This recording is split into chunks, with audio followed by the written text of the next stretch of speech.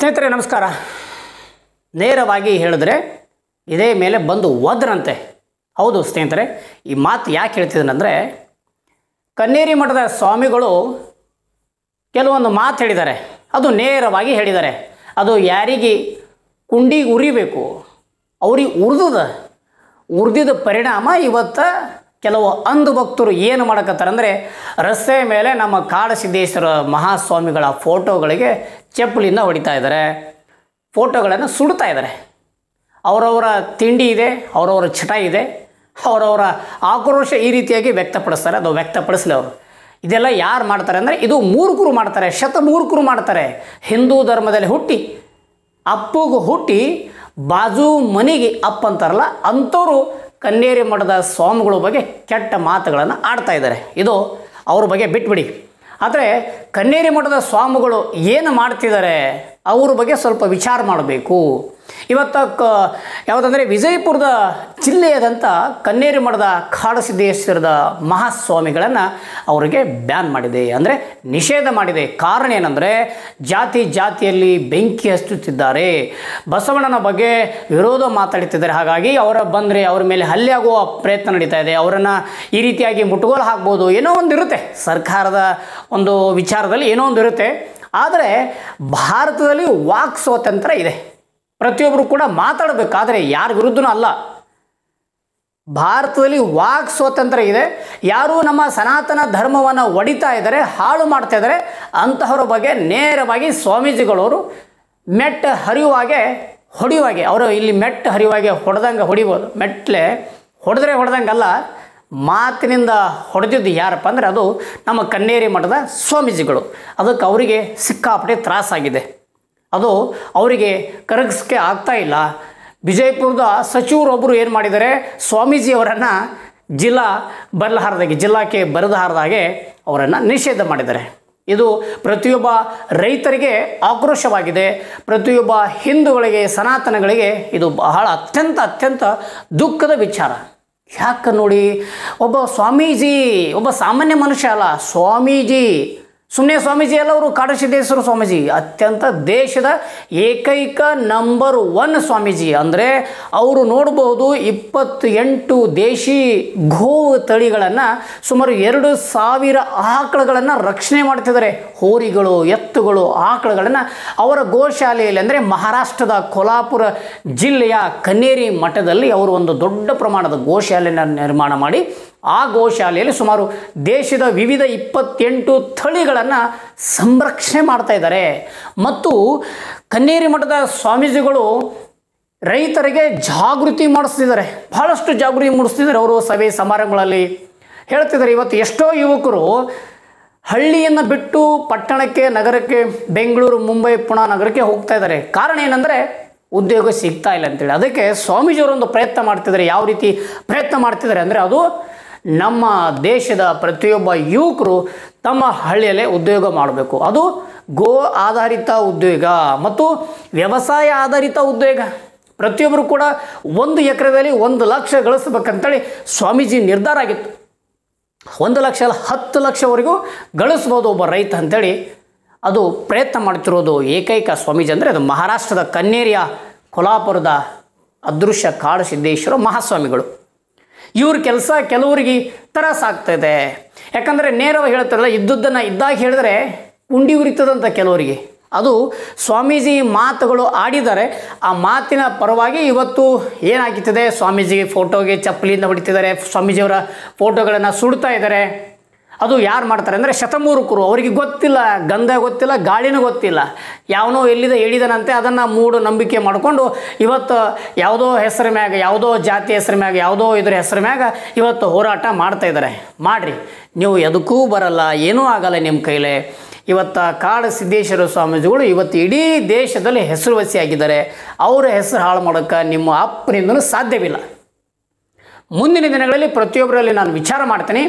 ಕಾಡಸಿದ್ದೇಶ್ವರ ಮಹಾಸ್ವಾಮಿಗಳು ಏನು ಮಾಡ್ತಿದ್ದಾರೆ ಕೆಲಸ, ಅವರು ಇವತ್ತು ಸನಾತನಿಗಳು ರಕ್ಷಣೆ ಮಾಡ್ತಿದ್ದಾರೆ. ಪ್ರತಿ ವರ್ಷ 500 ಕುಟುಂಬಗಳನ್ನು ಅವರು ಮರಳಿ ಮಾತೃ ಧರ್ಮಕ್ಕೆ ತರ್ತಾ ಇದ್ದಾರೆ. ಈ ಕೆಲಸ ನಿಮಗೆ ಗೊತ್ತಿಲ್ಲ, ಅದಕ್ಕೆ ನೀವು ಅವ್ರ ಬಗ್ಗೆ ವಿರುದ್ಧವಾಗಿ ಹೋರಾಟ ಮಾಡ್ತಿದ್ದಾರೆ. ನಾಲಾಯಕರೇ, ದೇಶದ ಅನ್ನ ತಿಂದು ದೇಶದ ಬಗ್ಗೆ ಧರ್ಮದ ಬಗ್ಗೆ ಮಾತಾಡಬೇಕು.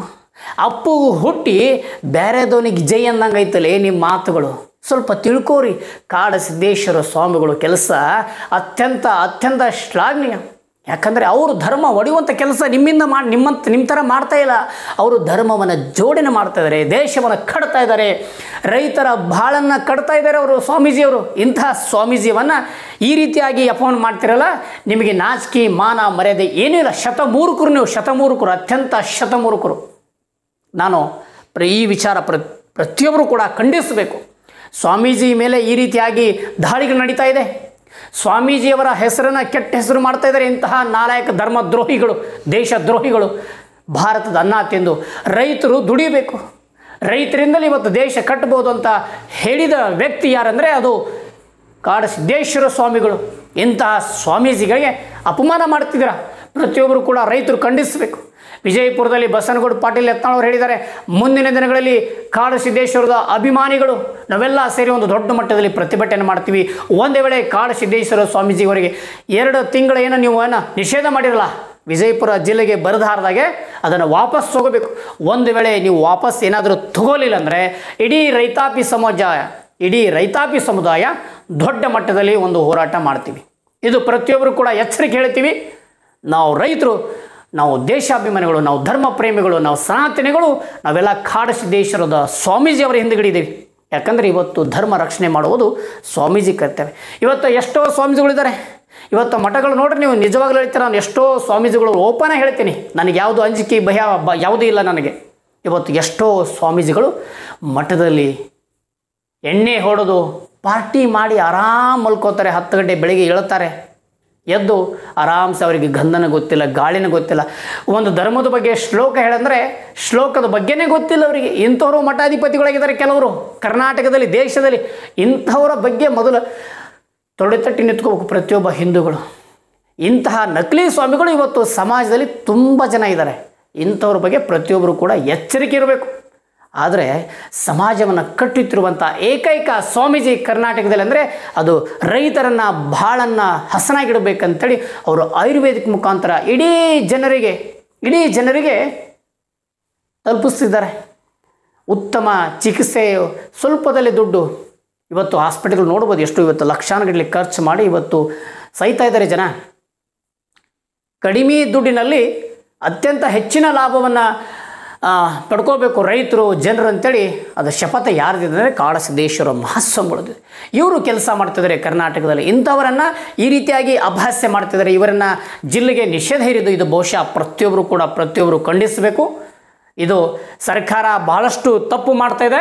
ಕೂಡಲೇ ತಕ್ಷಣವೇ ಕಲಬುರಗಿಯ ಜಿಲ್ಲಾಧಿಕಾರಿಗಳನ್ನು ವಿನಂತಿ ಮಾಡ್ತೀನಿ, ಸಾಹೇಬ್ರೆ ನೀವು ಕೂಡ IAS ಅಧಿಕಾರಿ ಇದ್ದೀರಾ, ನಿಮ್ಮ ತಂದೆಯವರು ಕೂಡ ರೈತರಿದ್ದಾರೆ, ರೈತಾಪಿ ಕುಟುಂಬದಿದ್ದೀರ. ನಾವೆಲ್ಲ ತಿನ್ನುವುದು ಅನ್ನದಿಂದಲೇ ರೈತದಿಂದಲೇ ಅನ್ನ.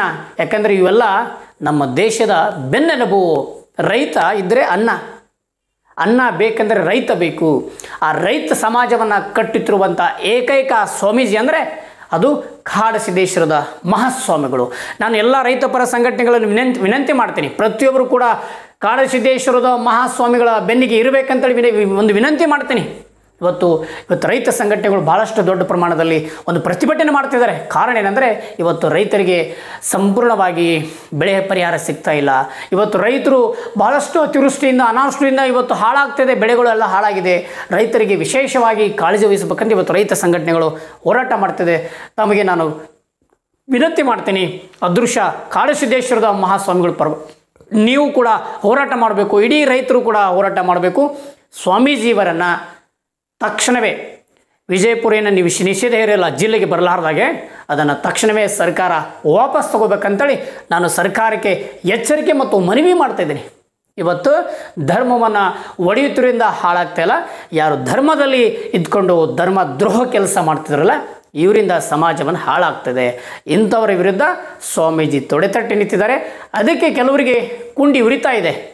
ಅದಕ್ಕೆ ಪ್ರತಿಯೊಬ್ಬರು ಕೂಡ ನಾನು ವಿನಂತಿ ಮಾಡ್ತೀನಿ, ಪ್ರತಿಯೊಬ್ಬರು ಕೂಡ ಸ್ವಾಮೀಜಿ ಪರವಾಗಿ I stand with Shri Kadasiddeshwara Mahaswamiji ಅನ್ನುವ ಒಂದು ವಿಚಾರದಲ್ಲಿ ಪ್ರತಿಯೊಬ್ಬರು ಕೂಡ ಹೋರಾಟ ಮಾಡಬೇಕು. ಪ್ರತಿಯೊಬ್ಬರು ಕೂಡ ಸ್ವಾಮೀಜಿಯವರಿಗೆ ಬೆಂಬಲಿಸಬೇಕಂತೇಳಿ ಈ ಮೂಲಕ ನಾನು ಮಗದೊಮ್ಮೆ ವಿನಂತಿ ಮಾಡ್ತೀನಿ.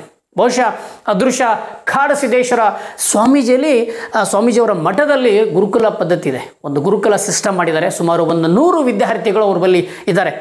ಅಂದರೆ ಅವರು ಮುಂದೆ ಬಾಹ್ಯಾಕಾಶದಲ್ಲಿ ಹೋಗುವ ಹಾಗೆ ಸ್ವಾಮೀಜಿಯವರನ್ನು ರೆಡಿ ಮಾಡ್ತಿದ್ದಾರೆ. ಅಂತಹ ವಿದ್ಯಾರ್ಥಿಗಳು ಇವತ್ತು ಅನಾಥಾಶ್ರಮ ಅಲ್ಲಿ, ಅವರು ವೃದ್ಧಾಶ್ರಮ ಅಲ್ಲಿ, ಮತ್ತೇನಪ್ಪ ಅಂದರೆ ಯಾರು ಅಂಗವಿಕಲರಿದ್ದಾರೆ ಅಂಥವರಿಗೆ ವಿಶೇಷ ಕಾಳಜಿ ವಹಿಸಿ ಅಂಥವರೊಂದು ಆಶ್ರಮ ಮಾಡಿದ್ದಾರೆ. ಅಂದರೆ ಎಲ್ಲನೂ ಫ್ರೀ, ಜನರಿಗೆ ಫ್ರೀಯಾಗಿ ಅನ್ನು ಕೊಡ್ತಾ ಇದ್ದಾರೆ. ಮತ್ತೇನಪ್ಪ ಅಂದರೆ ಇವತ್ತು ಸುಮಾರು ಒಂದು 20ರಿಂದ 30 ಸಾವಿರ ಜನರು ಇವತ್ತು ಮತಾಂತರ ಆದಂಥ ಕುಟುಂಬಗಳನ್ನು ಕರ್ಕೊಂಡು ಘರ ವಾಪಸಿ ಮಾಡ್ತಿದ್ದಾರೆ. ಮರಳಿ ಸನಾತನ ಧರ್ಮಕ್ಕೆ ಕರ್ಕೊಂಡ್ಬರ್ತಿದ್ದಾರೆ. ಇದು ಕೆಲಸ ಮಾಡ್ತಿರೋದು ಯಾರಂದರೆ ಅದು ಕಾಡಸಿದ್ದೇಶ್ವರ ಮಹಾಸ್ವಾಮಿಗಳು, ಕನ್ನೇರಿಯ ಮಠದ ಕಾಡಸಿದ್ದೇಶ್ವರ ಅದೃಶ್ಯ ಕಾಡಸಿದ್ದೇಶ್ವರ ಸ್ವಾಮಿಗಳು ಈ ರೀತಿಯಾಗಿ ಧರ್ಮದ ಕೆಲಸ ಮಾಡ್ತಿದ್ದಾರೆ, ರೈತರ ಬೆಳವಣಿಗೆ ಕೆಲಸ ಮಾಡ್ತಿದ್ದಾರೆ. ಇದನ್ನು ಸಹಿಸಲಾರದ ಕೆಲವು ಪಟಬದ್ಧರ ಹಿತಾಸಕ್ತಿಗಳು ಈ ರೀತಿಯಾಗಿ ಸ್ವಾಮೀಜಿಯವರನ್ನು ಜಿಲ್ಲೆಗೆ ಬರಲಾರದಾಗೆ ನಿಷೇಧ ಇದೆ. ಇದು ಅತ್ಯಂತ ಅತ್ಯಂತ ಅತ್ಯಂತ ದೊಡ್ಡ ಅಪರಾಧ, ಇದು ಮಹಾ ಅಪರಾಧ. ಪ್ರತಿಯೊಬ್ಬರು ಕೂಡ ಖಂಡಿಸಬೇಕು. ಸ್ವಾಮೀಜಿ ಬೆನ್ನಿಗೆ ನೀವು ಎಲ್ಲ ಇಡೀ ರೈತಾಪಿ ಕುಟುಂಬ, ಇಡೀ ಸನಾತನಿಗಳು ಬೆಂಬಲವಾಗಿ ನಿಲ್ಲಬೇಕಂತೇಳಿ ಈ ಮೂಲಕ ವಿನಿಸ್ಕೊಳ್ತಾ ನನ್ನ ಮಾತಿಗೆ ವಿರಾಮ ನೀಡುತ್ತೇನೆ. ಜೈ ಹಿಂದ್, ವಂದೇ ಮಾತರಂ.